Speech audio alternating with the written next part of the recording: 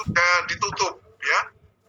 Jadi penilaiannya simpel, kalau 3 tahun bisa dibayar, berarti investasi ini dianggap bagus, artinya boleh dilanjutkan.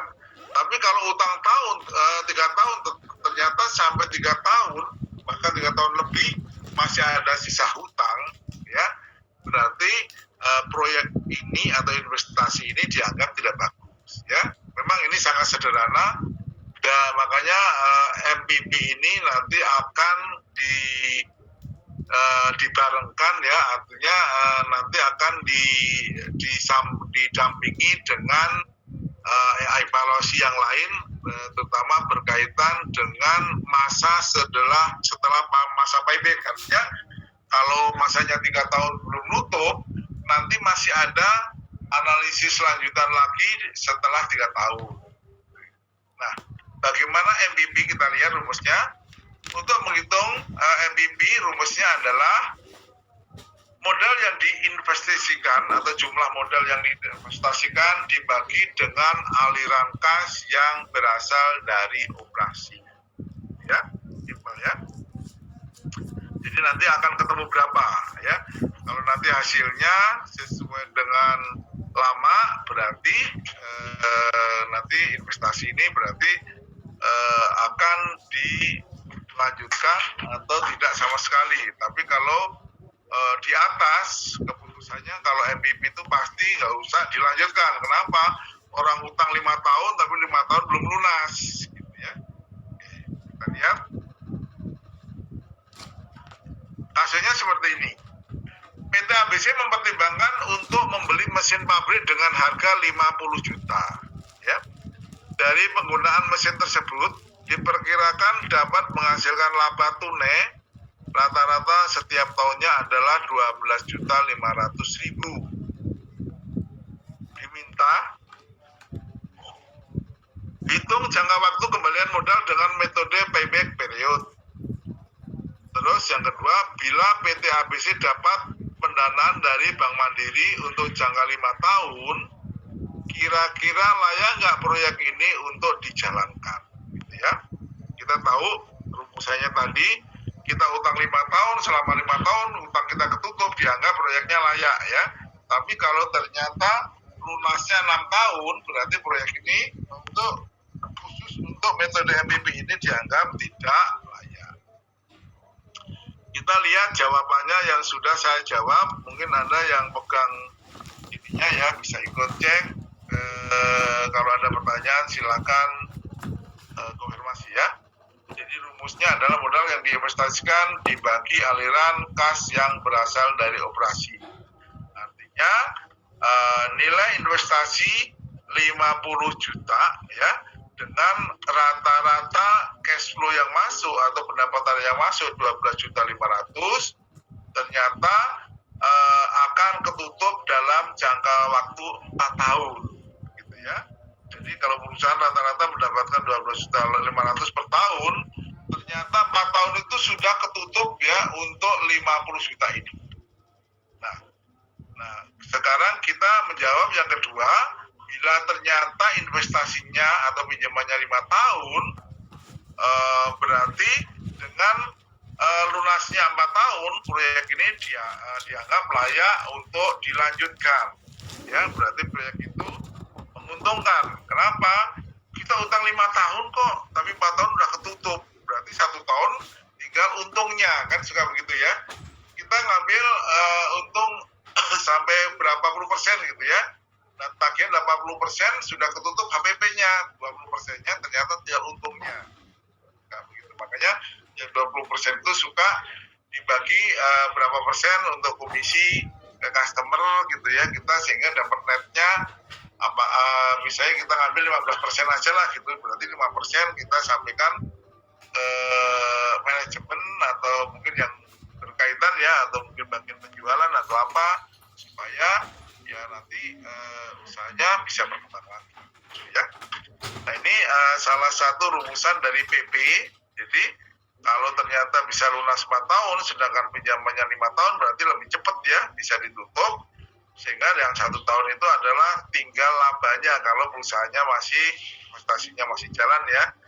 berarti investasi ini layak untuk dilanjutkan. Inilah MPP ya. Soal yang kedua, moga-moga juga sudah saya jawab. Kita lihat. Ya, oke, sudah saya jawab juga, jadi lebih cepat ya. PT ABC mempertimbangkan untuk membeli mesin pabrik dengan harga 120 juta. Dari penggunaan mesin tersebut diperkirakan dapat menghasilkan arus kas atau laba bersih ya maksudnya. Arus kas tunai atau laba bersih per tahunnya itu berbeda ya. 50 juta, tahun kedua 50 juta, tahun ketiganya 40 juta, tahun keempatnya 30 juta. Terus tahun kelimanya 20 juta dan tahun keenamnya 20. Nah, dari soal ini ya, Anda diminta menghitung berapa nilai MPP-nya ya. Bila PT ABC ternyata pinjam Bank Mandiri jangka waktunya 5 tahun, apakah proyek ini layak untuk dijalankan? Jadi ini adalah pengembangan dari yang pertama ya, cuma yang kasus yang kedua ini dianggap lebih real di lapangan karena kan kita tidak bisa menebak perolehan laba bersih tiap tahun apakah selalu sama ya. Makanya ini diestimasikan tiap tahun berbeda. Biasanya tahun pertama kedua suka tinggi gitu ya, terus menurun dan menurun. Nah, dari soal pengembangan ini apakah MPP ini dianggap masih layak? Kita cek ya. Jawabannya seperti ini ya. Cara jawabnya pun juga modelnya beda ya dengan model lain, walaupun sebenarnya rumusannya tetap sama ya. Modal 120 juta, arus kas pertama 50 juta masih 70. Tahun kedua ada cash flow masuk tunai atau laba bersih 50 juta, sehingga sisa pinjaman tahun kedua modalnya masih 20 juta gitu ya. Nah, kalau tahun ketiga kan kalau kita kurangin sudah di atas 120 ya. Berarti tahun ketiga itu sebenarnya sudah lunas, artinya sudah ketutup modalnya.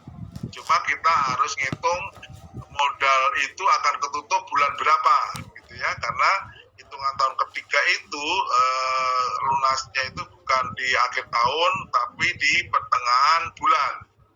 Nah, makanya rumusannya adalah sisa terakhir ya, artinya arus kas tahun ketiga 20 juta sisa 20 juta bagi arus kas tahun ketiga 30 juta dikalikan 12 bulan sebagai satuannya, sehingga ternyata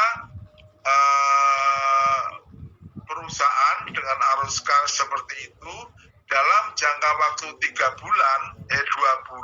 tahun 8 bulan ternyata sudah ketutup ya.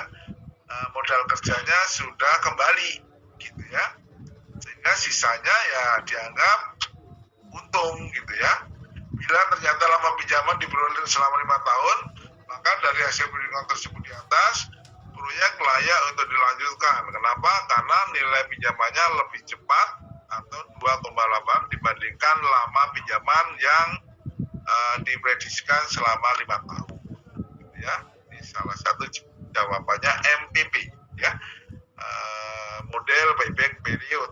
Ini salah satu metode evaluasi yang banyak digunakan termasuk perusahaan saya juga sering menggunakan ini untuk melihat kondisi kasaran investasi kita itu nanti benar-benar menguntungkan nggak sih gitu ya. Artinya bukan menguntungkan, layak enggak untuk dijalankan gitu. Jangan sampai kita sudah mengeluarkan investasi pinjam dari bank gitu ya, begitu kita hitung ternyata di atas 5 tahun kita itu belum menutup pokok ya. Terus kapan kita dapat laba, pokok aja belum ketutup gitu ya. Itu salah satu pertimbangan salah satu pengusaha ya, artinya pertimbangan pengusaha dalam rangka untuk mempertentukan apakah investasi ini nanti layak dilanjutkan atau enggak. Berkaitan dengan kelemahan dan kelebihannya metode PP, kalau kelebihan metode PP ini adalah metode ini cukup sederhana dan mudah dimengerti dan sangat simpel ya. Jadi kalau kita ada pekerjaan yang memang dapat diukur investasinya, misalnya kita sewa, menyewakan komputer, menyewakan printer, menyewakan misalnya fotokopi gitu ya, gitu kan investasinya kita udah jelas berapa gitu ya. Jadi misalnya kita beli fotokopi disewakan ke suatu perusahaan, kita investasinya 10 juta, tapi kita disewakan berapa tahun, nah kita bisa ngitung aja PP-nya ya. Kalau ternyata PP-nya lebih cepat ketutup, berarti dianggap bagus. Nah, cash flow di dalam itu memang ada ini ya, dua artinya, dalamannya ada pokok dan ada keuntungan gitu ya. Makanya kalau pokok dan keuntungan bisa menutup masa PP, kurang dari masa PP misalnya 5 tahun, dianggap proyek ini layak. Untuk menilai suatu usulan investasi yang memerlukan modal dalam jumlah relatif besar sehingga dapat diketahui kapan modal akan kembali gitu ya. Jadi nanti kita akan lihat simpelnya kan. Perusahaan-perusahaan besar dapat proyek jalan dan sebagainya ya. Kekurangan dari metode ini tidak mempertimbangkan nilai waktu uang ya, tidak memperhitungkan inflasi maksudnya ya. Karena nanti yang dihitung itu hanya pokok dan nilai net yang masuk. Padahal di dalam uang masuk itu nanti ada komponen inflasinya. Nah, ini salah satu kelemahan dari PP ini. Terus yang kedua, metode PP ini mengabaikan aliran kas yang diperoleh setelah masa periode payback atau masa pinjaman. Artinya, misalnya sampai 5 tahun belum ketutup. Kalau MPP kan dianggap tidak layak ya. Padahal 6, 7, 8, 3 tahun kemudian investasi itu masih menghasilkan. Nah, itu yang tidak diperhitungkan oleh metode MPP ini. Makanya metode MPP ini kalau dijalankan perlu ada metode evaluasi yang lain gitu ya. Di antaranya adalah dengan menggunakan metode average return on investment atau ARR. Nah, ARR ini bisa menutupin kelemahan dari MPP. Kenapa? Karena ini bisa menghitung metode pendapatan setelah masa payback gitu ya. Metode ini dinamakan dengan metode counting rate of return karena perhitungannya menggunakan laba akuntansi. Metode ini untuk mengukur tingkat kemampuan laba atau profitable yang diabaikan dalam metode payback ya. Jadi masa-masa payback ini setelahnya kan kalau payback tidak dihitung ya, tapi kalau akuntansi kan tetap dihitung ya. Tetap dihitung nanti hasilnya seperti apa. Nah, ini yang nantinya artinya kalau model investasinya saat 5 tahun nggak ketutup, nanti ada pertimbangan lain lagi dengan metode ARR ini ya. Kalau nanti masih menguntungkan berarti ada pertimbangan lain lagi ya. Artinya memang model pemasukan pendapatan perusahaan itu jangka waktunya lebih panjang, tapi ternyata masih ketutup gitu ya. Kita lihat contoh ini, kita lihat rumusnya dulu. Rumusnya seperti ini. Jadi rumusnya adalah metode ARR rata-rata EAT atau laba bersih setelah pajak dibagi rata-rata investasi ya. Rata-rata investasi ini investasi ditambah residu dibagi 2% ya, nanti kita ada itunya. Kalikan 100%, artinya hasilnya nanti dalam bentuk persentase. Rata-rata EAT itu besar ya dibagi umur investasi ya. Jadi hasilnya EAT-nya dapat berapa rata-ratanya, nanti dibagi umur investasinya berapa, nanti ketemulah rata-rata EAT-nya. Kita lihat soal kasusnya seperti ini. Sebuah proyek investasi membutuhkan dana sebesar 400 miliar ya. Investasi ini mempunyai umur ekonomis 3 tahun selesai gitu, dan nilai residunya kurang lebih 100 juta ya. Jadi nilai residunya di sini adalah kalau nilai investasinya habis masih ada 100 juta yang masih bisa diperhitungkan. Selama usia investasi mendapatkan laba bersih setelah pajak 3 tahun adalah seperti bawah ini. Tahun pertama 60 juta, tahun kedua 80 juta, dan tahun ketiga 90 juta. Diminta kita diminta menghitung berapa nilai ARR atas investasi tersebut.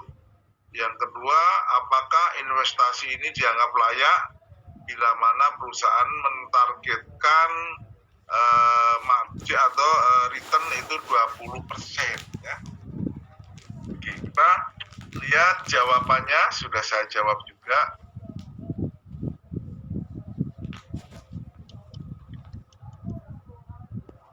Seperti ini jawabannya, ya, simpel. Jadi rata-rata EAT kali 100% dibagi rata-rata investasi kali 100%, rata-rata EAT sama dengan persen EAT dibagi umur investasi dan rata investasi ditambah residu dibagi 2. Cuma ini langsung saya hitung ya, 76 juta itu asalnya Anda bisa ngitung dari soal ya. 400 itu di 400 juta itu investasinya ya, rata-rata investasi nanti ditambah residu bagi 2 ya, 400 ditambah residu tambah 100 berarti 500 bagi 2, ketemulah rata-rata investasi 500 juta ya. 400 tambah 100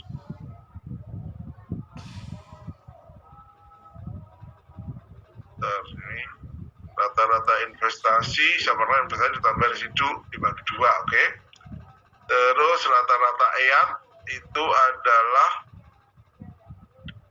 misalnya EAT dibagi umur investasi. Jadi EAT-nya ini adalah 60, 80, 90 dibagi umurnya 3 tahun. Ketemulah kurang lebih sebesar 76, sehingga dapatnya adalah presentasinya 15,33%, ya.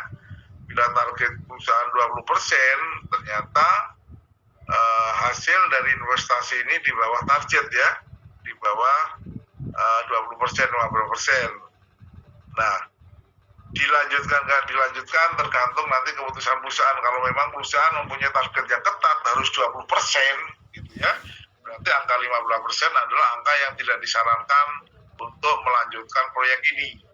Tapi kalau nanti ada pertimbangan lain, misalnya ke depan nanti akan mendapatkan pekerjaan yang lain lagi yang mungkin marginnya lebih tinggi, mungkin 15% bisa diambil. Tapi kalau kita melihat dari hitungannya ya, kalau kita pegangannya 20 berarti 15,33% ini adalah angka yang tidak kita ambil karena nilainya di bawah 20%. Ya, hitungan ini silakan dicek ya dengan perhitungan ini karena saya ngitung langsung ya, 76 dan 500 juta itu adalah rata-rata investasi. Ini nanti Anda bisa cek ya hasilnya seperti apa. Moga-moga sama ya, kalau beda nanti tolong konfirmasi ke saya. Oke, ini gambarannya. Jadi keputusan di sini adalah kalau persentasenya di atas ya, di atas dari kebijakan perusahaan berarti investasi akan dilanjutkan. Tapi kalau ternyata marginnya di bawah seperti ini ya, berarti 20% kebijakan perusahaan berarti perusahaan tidak tercapai. Nah, oleh manajemen menyarankan ya udah tidak usah dilanjutkan aja, toh masih ada pekerjaan yang lain misalnya ya, atau ada pertimbangan yang beda lah berkaitan dengan proyek itu sehingga proyek nggak diambil.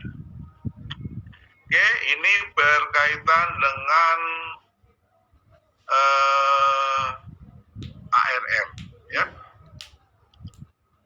Selanjutnya kita masuk metode NPV ya. Ini adalah pengembangan dari present value. Cuma ini lebih dikembangkan lagi analisisnya lagi berkaitan dengan beberapa transaksi bisnis ya. Menurut metode ini, penerimaan cash atau cash flow pada masa yang akan datang selama masa investasi berlangsung dihitung berdasarkan nilai sekarang atau present value ya. Jadi investasi yang akan datang kita sudah analisis dari nilai yang sekarang. Rumusan metode ini dengan cara membandingkan nilai sekarang atau nilai tunai dari penerimaan cash atau cash flow dengan nilai sekarang dari pengeluaran cash ya atau cash flow selama investasi berlangsung. Kriteria penilaiannya adalah bahwa suatu usulan investasi akan diterima jika nilai sekarang dari cash flow itu lebih besar dari nilai sekarang dari cash flow-nya ya. Jadi realnya berapa? Nah, hasilnya itu nanti hasilnya berapa? Kalau realnya misalnya dapat 1 juta, kalau kita dapat 1.100.000 berarti analisis ini layak untuk diteruskan ya pekerjaannya. Tapi kalau ternyata kita dapatnya di bawah 1 juta, berarti analisis ini tidak layak untuk dilakukan atau tidak layak proyeknya untuk diambil. Rumusnya adalah nilai sekarang atau PV sama dengan C atau aliran cash atau cash flow kali 1 dibagi 1 plus I atau interest ya, 1 tambah bunga kuadrat N itu berapa atau berapa lama atau jangka waktunya sampai berapa tahun. Atau rumus yang lain ya, NPV seperti ini, min IO atau nilai investasi ditambah N itu adalah jangka waktu atau lamanya, T sama dengan 0 ya dalam ini. AT itu adalah aliran kas itu pada periode T atau periode tahun itu. Terus R itu adalah discount rate, ini menggunakan data anuitas ya, nanti saya susulkan data anuitasnya karena untuk ini kan agak jangka waktunya lama, jadi kalau kita pakai manual atau pakai kalkulator suka banyak selisih di koma gitu ya, makanya kita siapkan data anuitasnya.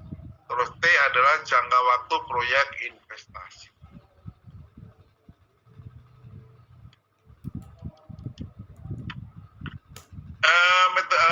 Kriteria kelayakannya adalah kalau NPV di atas 0 atau positif, investasi dianggap layak diterima atau dilanjutkan. Tapi kalau NPV-nya itu 0 sama dengan 0 atau di bawah gitu ya, atau negatif, berarti investasi ini tidak layak untuk dilanjutkan atau ditolak ya, kita tidak melanjutkan atau tidak menerima pekerjaan ini ya, walaupun dianggap prospeknya bagus misalnya ya, tapi kalau pertimbangan perusahaan saklek artinya harus di atas NPV, berarti nilai yang di bawah 0 ya, itu dianggap investasinya tidak layak. Soalnya seperti ini, soal pertama dengan menggunakan nilai yang seakan-akan sama ya, kita pakai yang sederhana, tapi kita menggunakan tabel anuitas ya, nanti ada tabelnya. PT ABC investasi sebesar 120 juta dengan proceed atau arus kas masuk atau arus kas diperkirakan rata-rata 40 juta per tahun selama 6 tahun dengan rate of return atau bunga investasinya 10% ya. Kita bisa lihat di tabel 3 nilai sekarang dari suatu annuity ya,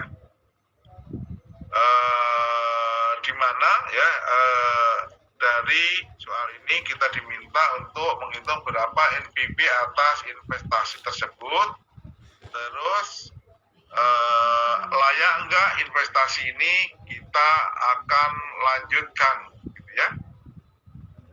Oke. Jawabannya ini ya simpel, karena kita menggunakan data anuitas, jadi Anda bisa langsung hitung anuitas ya. Habis pertemuan ini data anuitasnya saya akan sampaikan sehingga nanti Anda bisa nyarilah modelnya ya, gampang kok gitu ya. Berapa tahun berapa bunganya nanti akan ketemu. 4,3553 itu asalnya dari mana. Nah, nanti hasil ini kita tinggal kalikan, ketemulah NPV 54212.2000 ya, atau 54.212.000.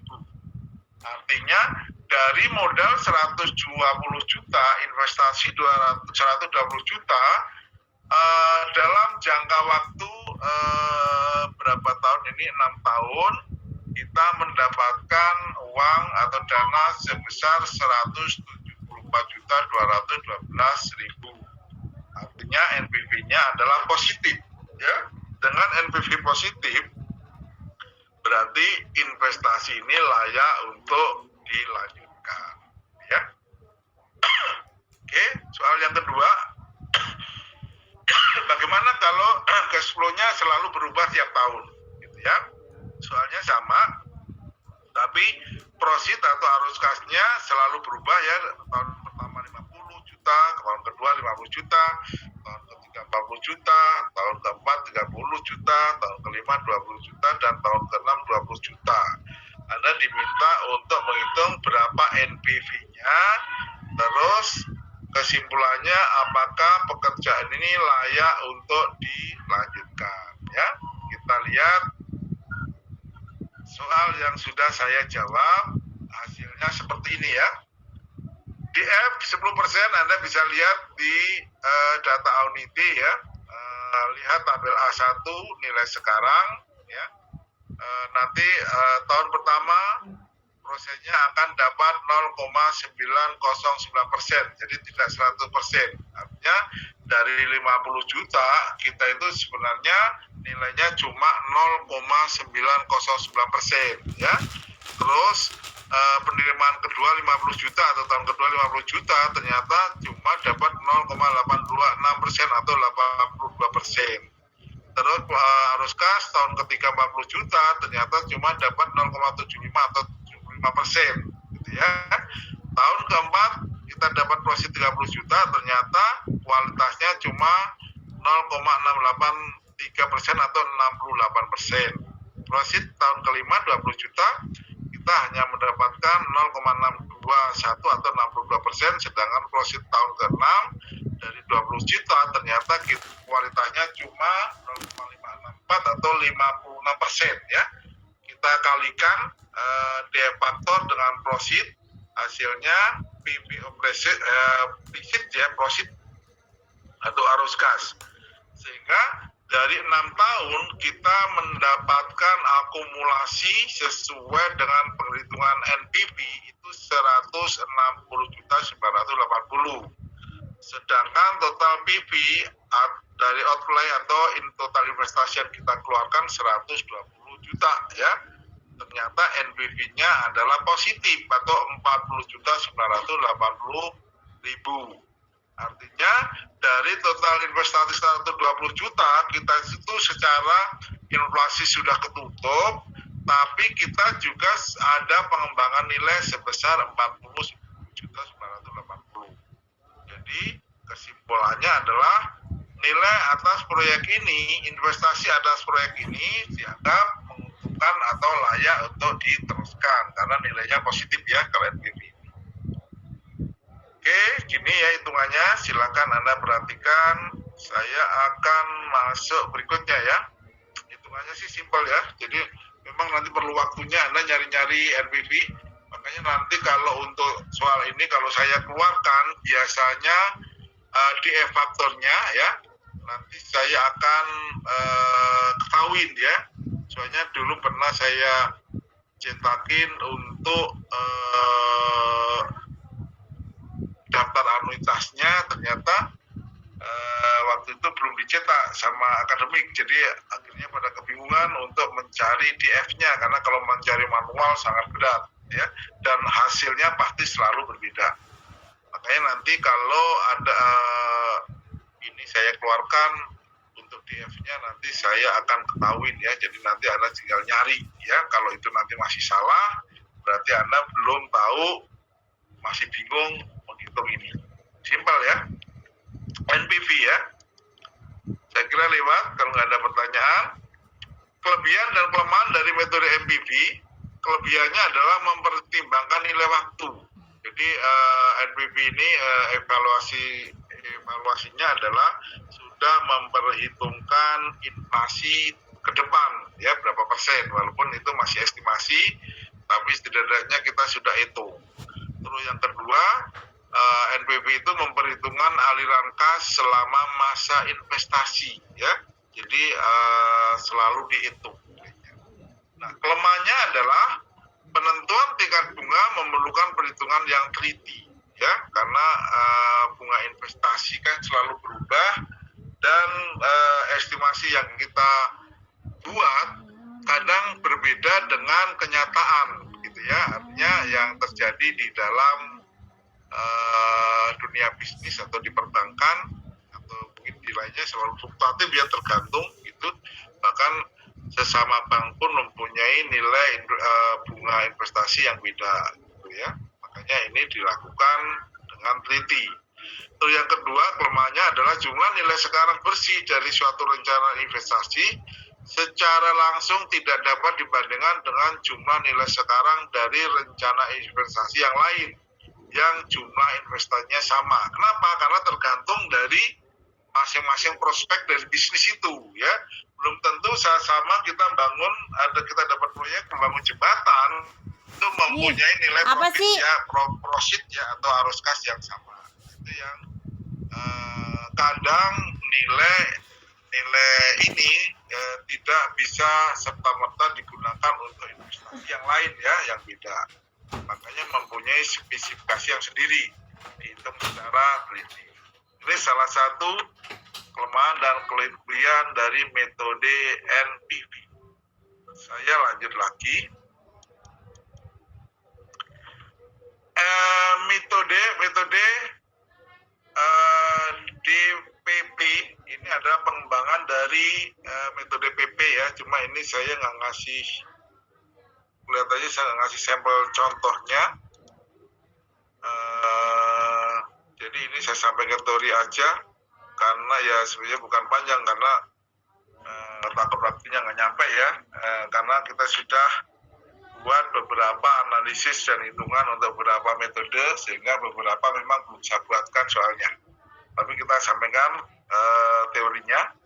Metode DPP ini adalah arus kas beli yang diterima beberapa tahun mendatang dinilai dengan menentukan nilai sekarang atau PV sebagai dampak adanya pengaruh konsep nilai waktu atau time value of money. Metode DPP ini tidak mempertimbangkan arus kas bersih yang diterima setelah periode payback atau cut off. Jadi ini masih menggunakan model dari MPP payback period. DPP dapat dicari dengan cara menghitung berapa tahun yang diperlukan agar jumlah nilai sekarang arus kas bersih sama dengan jumlah modal yang diinvestasikan, gitu ya. Jadi kayak misalnya tadi kan yang metode PPP atau PP itu kan akan tahu ya kira-kira kalau saya dapat arus kas seperti ini saya akan selesai payback periodnya berapa gitu ya. Tapi kalau ini kita membuat estimasi dari awal. Kalau saya mempunyai investasi sekarang sebesar 120 juta misalnya, nanti kira-kira itu saya akan ketutup sampai berapa tahun gitu ya. Sehingga pertimbangannya adalah kalau hitungan nanti 4 tahun, berarti kalau saya pinjam mandiri 5 tahun, berarti sudah ketutup ya selama 4 tahun. Tapi kalau saya pinjamnya 3 tahun, ternyata hitungan estimasi awalnya 4 tahun, berarti sudah lewat masa PP. Berarti dianggap metode ini investasi ini mungkin nggak usah dipikirkan atau dilanjutkan ya. Kenapa? Karena kita sudah kalah dengan biaya-biaya yang kita keluarkan, tapi selama metode payback belum ketutup. Kriteria pengambilan keputusan untuk metode PP ini, suatu usulan investasi layak diterima apabila usulan investasi tersebut menghasilkan DPP yang lebih kecil, gitu ya. Artinya kayak tadi, kalau memang kita pinjamnya 5, ya udah 4 tahun ya udah ketutup, gitu ya. Makanya lebih kecil. Oleh manajemen untuk pengembalian jumlah modal yang diinvestasikan. Sebaliknya, suatu usulan dinyatakan ditolak atau tidak layak apabila usulan investasi menghasilkan DPP lebih besar dari periode cut off, gitu ya. Apabila usulan investasi lebih dari satu usulan dan semuanya menguntungkan bagi perusahaan, maka usulan yang diterima adalah usulan investasi yang menghasilkan DPP yang paling kecil. Jadi maksud DPP yang paling kecil ini adalah yang menghasilkan pengembalian yang lebih cepat gitu ya. Misalnya dari beberapa investasi ternyata ada yang 2 tahun aja udah ketutup ya karena mengambil marginnya besar, dan kebetulan memang pekerjaan atau barang yang kita investasi yang kita hitungan di proyek itu barang yang spesifik, gak semua orang bisa gitu ya, sehingga bisa mengambil margin yang lebih tinggi. Nah itu makanya nilai pengembalian yang cepat atau yang lebih kecil, yang lebih rendah itu yang akan kita pertimbangkan untuk kita terima lebih dulu gitu ya, atau yang akan kita pilih. Itulah metode DPP. Sekarang adalah metode IRR, ini adalah pengembangan dari NPV ya. Di mana ini sudah mempertimbangkan seberapa besar bunga yang pas ya, yang akan kita ambil bila mana saya nanti pinjam ke bank dengan nilai seberapa persen gitu ya, dengan nilai investasi yang sudah ditentukan di depan. Jadi nanti ada pilihan di sini. Jadi metode IRR ini adalah pengembangan dari NPV ya, sehingga nanti akan kita ketahui kira-kira investasi yang pas itu saya itu bunganya berapa gitu ya. Menghitung tingkat bunga yang sesungguhnya dari suatu rencana investasi agar nilai sekarang dari aliran kas bersih dapat menutup jumlah modal yang diinvestasikan. Jadi nanti kita itu mengira-ira, mengestimasikan suatu hitungan kira-kira nanti saya itu kalau pinjam bank nanti pasnya itu akan mendapatkan bunga berapa supaya proyek saya itu jalan. Metode ini menghitung tingkat bunga yang dapat menyamakan nilai sekarang dari investasi atau cash outflow ya dengan nilai sekarang dari hasil investasi tersebut atau tingkat bunga yang akan menyebabkan nilai sekarang bersih sama dengan 0. Itu. Kita lihat kasusnya. Oh ya, ini rumusannya dulu ya. Rumusannya adalah seperti ini. IRR sama dengan RK.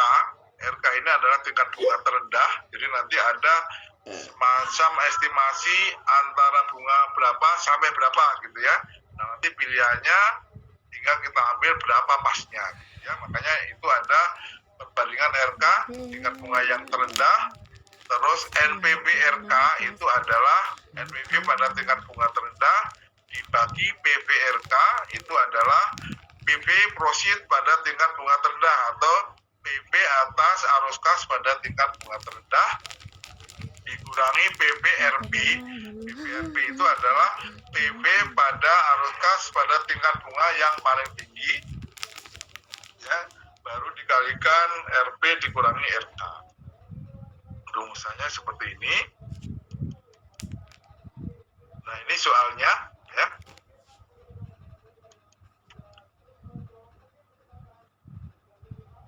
Dengan menggunakan soal yang di atas ya, kita akan uji bagaimana kita menghitung IRR-nya.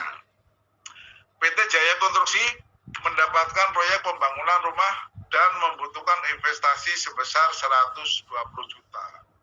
Tingkat bunga diestimasikan antara 20 dan 30. Makanya nanti ini ada pilihan ya, mana bunga yang kita ambil. Nanti kita ngitungnya pakai tabel anuitas ya, jadi tidak pakai manual.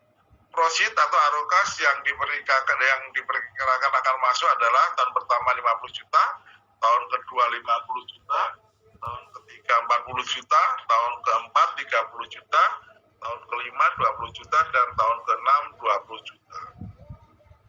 Diminta berapa nilai NPV atas investasi tersebut. Yang kedua, kita diminta menghitung berapa nilai IRR-nya. Terus yang ketiga, bila ternyata Bank Mandiri memberikan bunga investasi 22%, apakah layak investasi tersebut dijalankan? Gitu ya. Kita lihat hitungannya. kita sudah hitung ya seperti ini. Jadi prositnya sesuai dengan soal, terus tingkat bunga estimasinya antara 20 dan 30, sedangkan DF-nya kita dapat dari tabel ya, sehingga hasil PB-nya seperti itu. Terus estimasi kedua, bila mana mendapatkan bunga investasi 30%,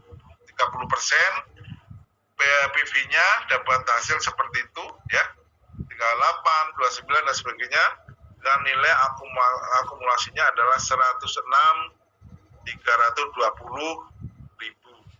Nah, maksudnya adalah bila mana bunga investasi kita menggunakan 20% gitu ya, berarti nilai PV kita masih positif ya, artinya lebih 8.710.000 gitu ya. Tapi kalau kita dapat 30% ya, ternyata nilai PV kita itu cuma 106, artinya di bawah 120 juta atau ada minus 13%. Maksudnya adalah kalau kita mendapatkan bunga investasi 70%, yang jelas kita rugi ya. Kenapa? Karena nilai PV kita ternyata kalah dengan nilai inflasi itu, atau hasilnya negatif. Sedangkan kalau bunga investasi kita dapat 20%, dianggap investasi ini masih layak. Nah, dalam pertanyaannya adalah bagaimana 22% ya. Nah, itu nanti kita hitung lagi. Kalau memang 22% nanti hitungannya masih di atas 120 ya, berarti investasi itu dengan bunga 20% dianggap masih layak untuk dilanjutkan gitu ya. Artinya tapi kalau pilihannya ternyata kita mendapatkan 20%, ya udah lebih bagus gitu. Tapi kalau ternyata kita dapat tawaran dari bank 22%, ya berarti kita hitung dulu apakah nilainya itu nanti negatif atau positif ya. Intinya kalau nanti nilainya negatif, berarti nilai bunga investasi 22% itu tidak layak dan proyek tidak akan kita lanjutkan. Tapi kalau ternyata nilainya masih positif, berarti bunga tersebut masih layak untuk kita lanjutkan dalam rangka untuk meneruskan proyek itu. Ya, kurang lebih seperti itu kesimpulannya. Oke, IRR kita sudah sampaikan. Kelebihan dan metode IRR di sini adalah mempertimbangkan nilai waktu sekarang, mempertimbangkan semua aliran kas selama masa investasi. Penentuan tingkat bunga dilakukan secara teliti karena ada pilihan ya. Jadi nanti jangan sampai kita itu kebablasan milih bunga, mentang-mentang kita dapat fasilitas sama bank, tapi kita dikasih bunga tinggi, kita ya udah gitu ya, padahal bunga investasi itu ternyata tidak nutup dengan usaha. Dan ini terjadi di customer saya ya, mentang-mentang dapat fasilitas oleh bank, tapi dia tidak menyadar bahwa bunga investasinya tinggi dan ternyata peralatan tersebut digunakan untuk operasional, itu hasilnya tidak nutup ya, sehingga dia kebingungan, perasaan ada pekerjaan tapi kok untuk bayar pokok aja nggak nutup, nggak ada, untuk bayar biaya aja nggak nutup, ternyata bunganya terlalu tinggi ya, sehingga proyek itu sebenarnya sudah nggak layak tapi nekat dijalankan. IRR dapat digunakan sebagai pedoman untuk membandingkan beberapa rencana investasi. Semakin tinggi internal rate of return suatu rencana investasi, maka proyek tersebut dinilai semakin menguntungkan ya kalau nilainya nanti positif. Itu berkaitan dengan IRR. Terus kelemahan dari IRR adalah penentuan internal rate of return melalui proses interpolasi yang pada umumnya memerlukan waktu relatif lama. Namun kelemahan ini dapat diatasi dengan menggunakan bantuan program komputer. Jadi untuk penentuan internal rate itu memang memerlukan proses gitu ya, karena pengembangannya juga proyeknya jangka panjang, makanya memerlukan waktu yang lama. Jika terjadi kenaikan tingkat bunga selama masa investasi, IRR yang telah ditentukan sebenarnya tidak dapat disesuaikan ya. Artinya kalau kita menggunakan bunga efektif ya,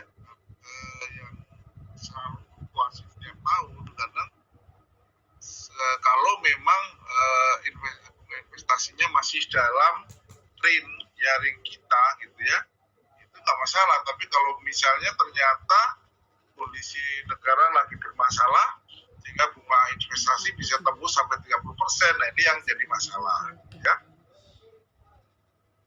Ini salah satu hal berkaitan dengan IRR yang menanya. Monggo yang terakhir saya nggak kasih contoh, ini adalah metode probability index atau PI. Metode probability index atau PI atau cash ratio merupakan metode yang memiliki hasil keputusan sama dengan NPV ya. Rumusnya adalah total PV proceed dibagi nilai investasi. Simpel ini ya, cuma saya nggak kasih soal. Kesimpulannya, apabila PI di atas 1, investasi layak diterima, tapi kalau kurang 1, maka rencana investasi ditolak ya, karena dianggap tidak layak. Nah, kurang lebih itu ya berkaitan dengan keputusan investasi. Ada yang mau nanya, saya tunggu.